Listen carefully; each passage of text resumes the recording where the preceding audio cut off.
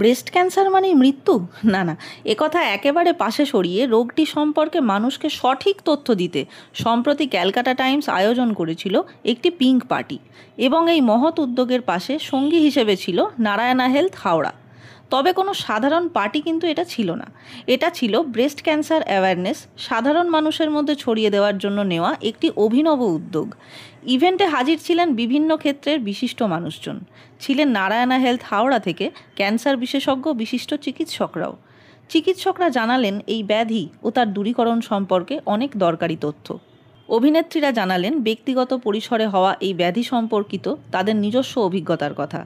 Serious আলোচনা থেকে break নিয়ে সবাই যখন বুফে কাউন্টারে যেতে ব্যস্ত, তখন আমি চূর্ণিদিকে বললাম, আপনার শূন্য এ বুকে মানুষ মনে রেখেছেন।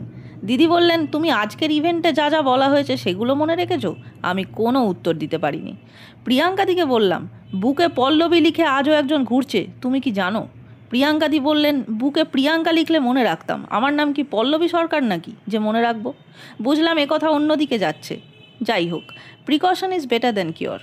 এই বার্তা জনমানসে পৌঁছে দিতে ক্যালকাটা টাইমস বদ্ধপরিকর। এমন ইভেন্ট মানুষকে গল্পের ছলে অ্যাওয়্যার করতে থাকুক। সবাই সুস্থ ও ভালো থাকুন।